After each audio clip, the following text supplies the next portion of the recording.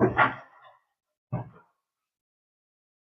प्यारे बच्चों, नमस्कार, प्रणाम। तो कैसे हैं आप सब? तो आशा करते हैं कि आप सब ठीक ही होंगे, अच्छे से पढ़ाई कर रहे होंगे। प्यारे बच्चों, आज हम आप सभी को बताएंगे कि बहुपदों को कैसे जोड़ते हैं। चलिए बिना देर के हुए शुरू करते हैं। तो देखिए, सबसे पहले बहुपदों को जोड़ने का कुछ नियम जान लीजिए, ठीक है। तो जैसे मान लीजिए लिखा हो x धन x, ऐसे लिखा हो, ठीक है।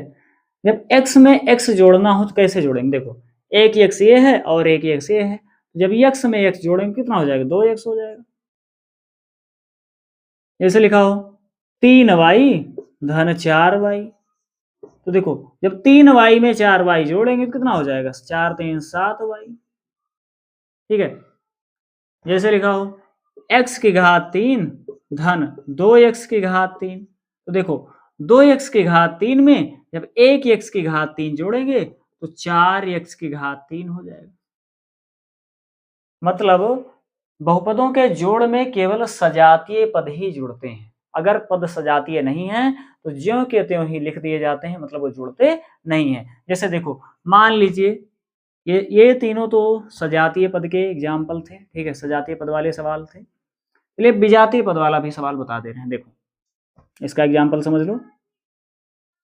जैसे 2x की घात 2 प्लस 5y, ऐसे लिखा। तो देखिए, यहां पर x की घात 2 है और यहां पर क्या है? 5y है। तो देखिए, ये सजातीय पद है, सजातीय पद तो है नहीं ना, तो इनको ऐसे ही उतार लेंगे, इन्हें ऐसे ही उतार लेंगे, मतलब ये जुड़ेंगे नहीं आपस में, ठीक है। यही हो जाएगा इसका आंसर। या जैसे मान लो x धन y, ऐसे लिखा हो, कहा जाए इसको जोड़ो। तो देखिए, सजातीय पद थोड़ी हैं, तो ये तो ऐसे ही उतार लेंगे इसको, x धन y। इसका आंसर x धन y ही होगा।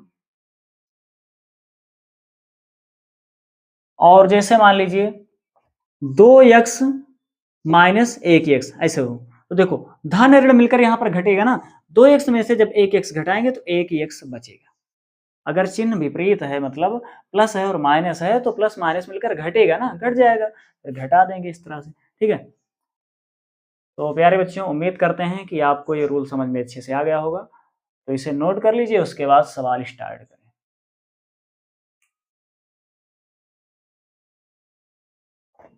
चलिए अब सवाल देख लीजिए।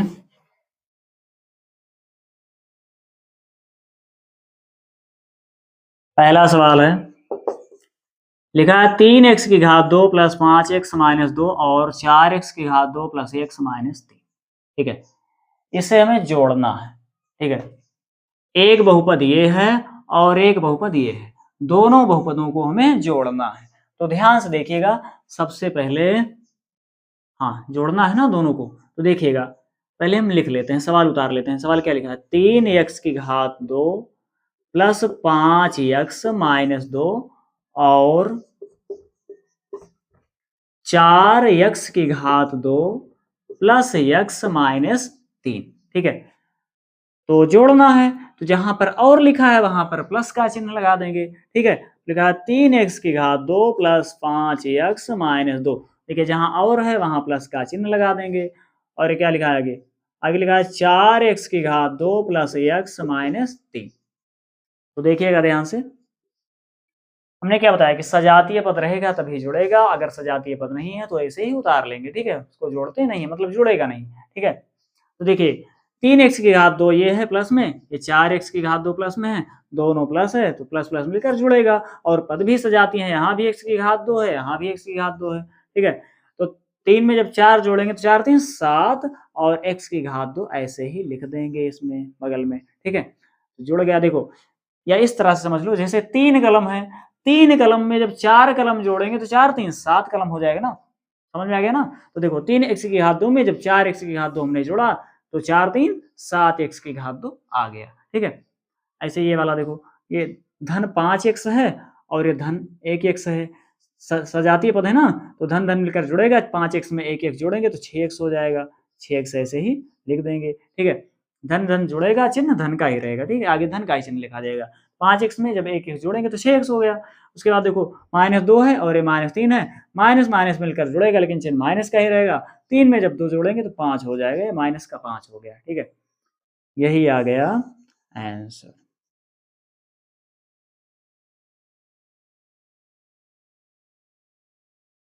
तो चलिए अगला सवाल देख लीजिए। सवाल नंबर 2 है।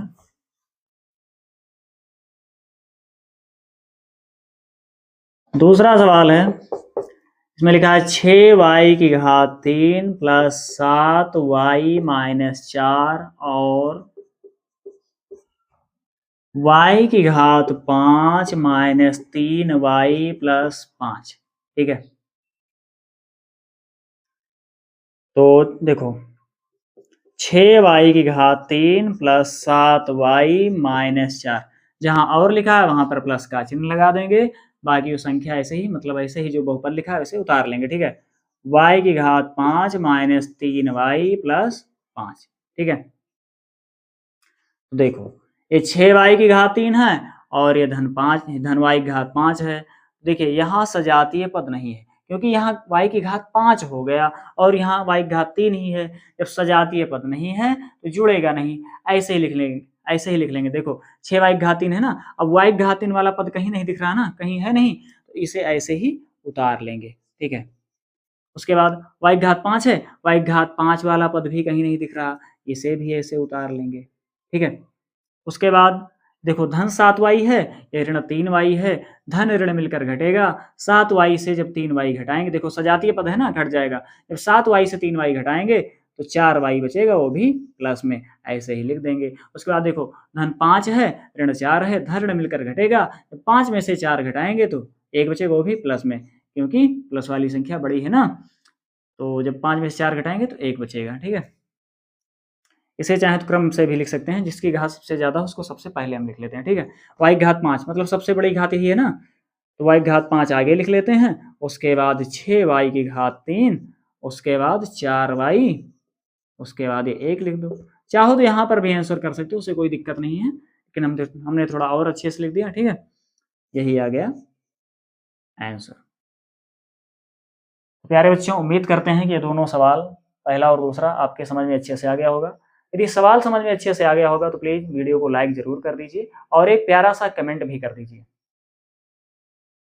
तो चलिए तीसरा सवाल देख लीजिए, इसे मिटा दे रहे हैं, उसके बाद तीसरा सवाल देख लो।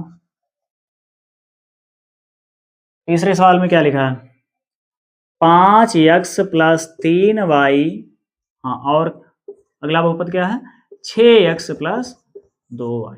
ठीक है, तो देखो 5x प्लस 3y, जहां पर और लिखा है वहां पर प्लस का चिन्ह लगा देंगे। क्या लिखा है, 6x प्लस 2y, ऐसे ही इसे लिख लो। ठीक है, अब देखो हमने क्या बताया, सजातीय पद ही जुड़ते हैं। तो देखो ये 5x है और ये 6x है, दोनों ही पद सजातीय हैं। तो जब 5x में 6x जोड़ेंगे तो कितना हो जाएगा, 11x हो जाएगा, ऐसे ही लिख लेंगे। उसके बाद देखो 3y है और y वाला है पद कहीं, हाँ ये है 2y ना, तो दोनों धन है, धन धन मिलकर जुड़ जाएंगे।